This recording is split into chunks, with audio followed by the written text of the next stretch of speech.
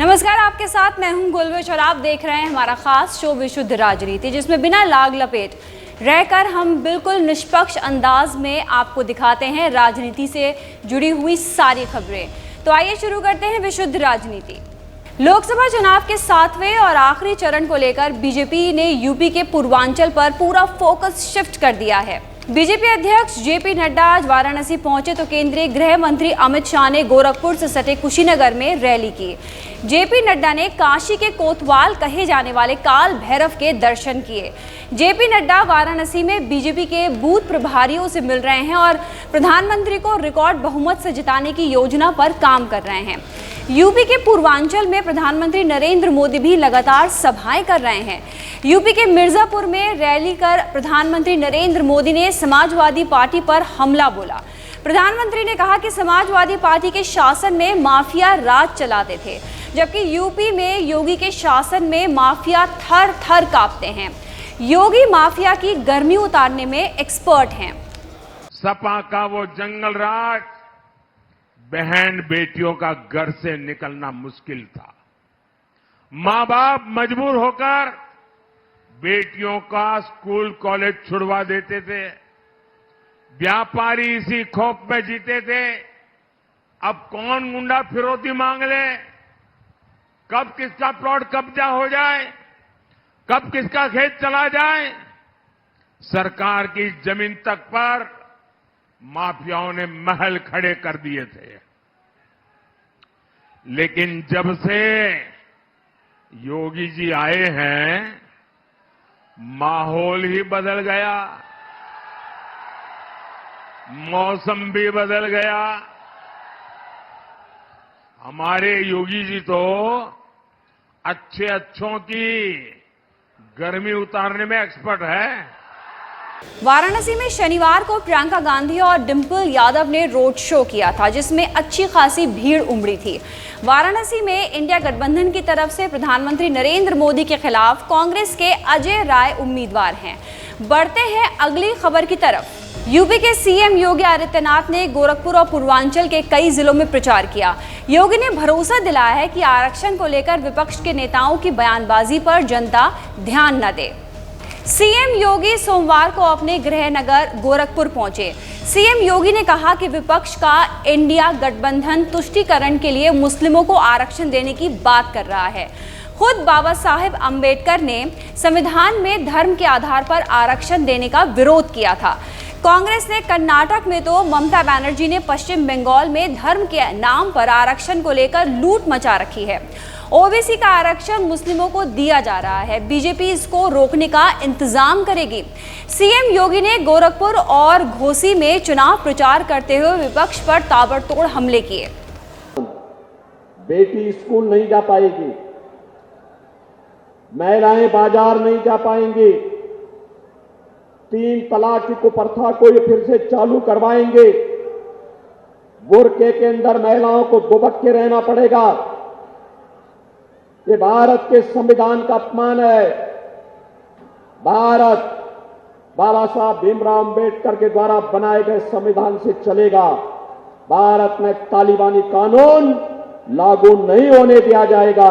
भारत के अंदर शरीयत का कानून लागू नहीं होगा और इसीलिए आज हम सब आपके बीच आए हैं। आखिरी चरण में यूपी के पूर्वांचल इलाके की 13 लोकसभा सीटों पर चुनाव हैं। 2019 की मोदी लहर में बीजेपी इन इलाकों में क्लीन स्वीप नहीं कर पाई थी। बढ़ते हैं अगली खबर पर। कांग्रेस और आरजेडी भी यूपी से सटी बिहार की भोजपुरी बोलने वाली 4 सीटों को जीतने के लिए पूरा दम लगा रही है। राहुल गांधी और तेजस्वी यादव ने बिहार के बख्तियारपुर में रैली की। कांग्रेस नेता राहुल गांधी ने रैली को संबोधित करते हुए कहा कि हम करोड़ों लोगों को लखपति बनाने जा रहे हैं। उन्होंने कहा कि हर परिवार की एक महिला का नाम चुना जाएगा, जिसके अकाउंट में 5 जुलाई को 8,500 रुपए भेजे जाएंगे। राहुल गांधी ने कहा कि उनकी सरकार बनेगी तो सबसे पहले जातीय जनगणना कराएंगे, गरीबों की लिस्ट बनाएंगे और हर परिवार की एक महिला के अकाउंट में 8,500 रुपए भेजे जाएंगे। तेजस्वी यादव ने पीएम मोदी और अमित शाह पर हमला बोला। तेजस्वी यादव ने कहा कि हार की हताशा को देखते हुए बीजेपी के बड़े नेताओं की जुबान लड़खड़ाने लगी है। हर परिवार में से, हर गरीब परिवार में से एक महिला का नाम चुना जाएगा। हिमाचल प्रदेश में, उत्तर प्रदेश, तमिलनाडु, हर प्रदेश में इस लिस्ट में किसान के परिवार होंगे, मजदूर के होंगे, बेरोजगार युवाओं के परिवार होंगे, छोटे व्यापारियों के परिवार होंगे। 5 जुलाई को करोड़ों महिलाओं के बैंक अकाउंट में 8,500 रुपए आपको मिलेगा। जुलाई में 5 जुलाई, 5 अगस्त, सितंबर, अक्टूबर, नवंबर, दिसंबर, जनवरी, ठकाठक ठकाठक ठकाठक ठकाठक ठकाठक अंदर। अरे अमित शाह जी केवल नफरत ट्रेंड करने आते हैं बिहार में, एक झूठ बोलते हैं। इनके झूठ पे बिहार के लोग फंसने वाले नहीं हैं। यहाँ झूठ का, नफरत का ट्रेंड नहीं चलेगा, यहाँ जॉब का ट्रेंड चलेगा। और कुछ उन्होंने कहा है कि पीओके जो है हमारा है और उसे लेकर बिहार को क्या मिला? बिहार को क्या मिला? 10 साल से देखा नहीं। अब बिहार को क्या दिए?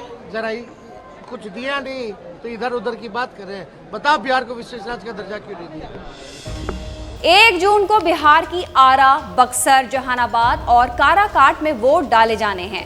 इन सभी सीटों पर बीजेपी और इंडिया गठबंधन में कांटे की लड़ाई मानी जा रही है।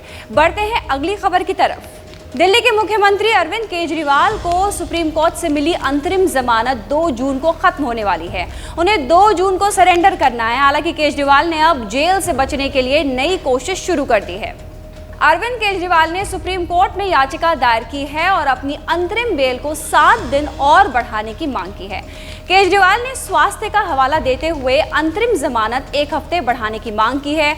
उन्होंने कहा कि उन्हें बीपी और डायबिटीज से जुड़े कई टेस्ट कराने हैं, इसलिए उनकी अंतरिम जमानत 1 हफ्ते और बढ़ाई जाए। केजरीवाल की अर्जी पर बीजेपी नेताओं ने हमला बोला है। बीजेपी नेताओं ने कहा है कि केजरीवाल जेल जाने से डर रहे हैं, उनकी तबीयत ठीक नहीं है और वे पंजाब में चुनाव प्रचार कैसे कर रहे हैं।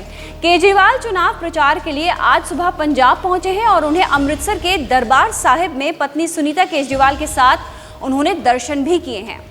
उधर आम आदमी पार्टी की राज्यसभा सांसद स्वाति मालीवाल केस में विभव कुमार की हिरासत बढ़ाने के मामले पर दिल्ली की 30 हजारी कोर्ट में सुनवाई हुई, जिसमें विभव कुमार के वकीलों की दलीलों पर स्वाति मालीवाल के आंसू छलक पड़े। स्वाति मालीवाल ने कोर्ट में कहा कि उनका चरित्र हनन की कोशिश की जा रही है। बढ़ते हैं अगली खबर पर। देश के पहले प्रधानमंत्री पंडित जवाहरलाल नेहरू की पुण्यतिथि पर आज उन्हें कई नेताओं ने याद किया। नेहरू जी को श्रद्धांजलि दी। देश के पहले प्रधानमंत्री पंडित जवाहरलाल नेहरू ने 27 मई 1964 को अंतिम सांस ली थी। प्रधानमंत्री नरेंद्र मोदी ने पुण्यतिथि पर नेहरू जी को याद किया और सोशल मीडिया प्लेटफॉर्म एक्स पर लिखा, मैं पूर्व प्रधानमंत्री पंडित जवाहरलाल नेहरू को उनकी पुण्यतिथि पर श्रद्धांजलि अर्पित करता हूं। पंडित जवाहरलाल नेहरू को उनकी पुण्यतिथि पर पश्चिम बंगाल की मुख्यमंत्री ममता बनर्जी और कांग्रेस अध्यक्ष मल्लिकार्जुन खड़गे सहित कई नेताओं ने याद किया। पश्चिम बंगाल के मुख्यमंत्री और तृणमूल कांग्रेस की चीफ ममता बनर्जी ने सोशल मीडिया प्लेटफॉर्म एक्स पर लिखा कि भारत के पूर्व प्रधानमंत्री पंडित जवाहरलाल नेहरू को उनकी पुण्यतिथि पर श्रद्धांजलि। कांग्रेस अध्यक्ष मल्लिकार्जुन खड़गे ने इस मौके पर कहा कि जवाहरलाल नेहरू के योगदान के बिना भारत का इतिहास अधूरा है। उन्होंने सोशल मीडिया एक्स पर लिखा, आधुनिक भारत के शिल्पकार, भारत को वैज्ञानिक, आर्थिक, औद्योगिक व विभिन्न क्षेत्रों में आगे ले जाने वाले, लोकतंत्र के समर्पित प्रहरी, स्वतंत्र भारत के प्रथम प्रधानमंत्री व हमारे प्रेरणा स्रोत। पंडित जवाहरलाल नेहरू के अतुलनीय योगदान के बिना भारत का इतिहास अधूरा है। ये थी विशुद्ध राजनीति में आज की बड़ी राजनीतिक खबरें। ऐसी ही खबरों के साथ हम कल फिर हाजिर होंगे। तब तक के लिए दीजिए इजाजत। नमस्कार और हमें सब्सक्राइब करना मत भूलिएगा। श्रेष्ठ भारत पर खबरों से जुड़े रहने के लिए चैनल को सब्सक्राइब और लाइक करें, बेल आइकन दबाएं और देखते रहें श्रेष्ठ भारत।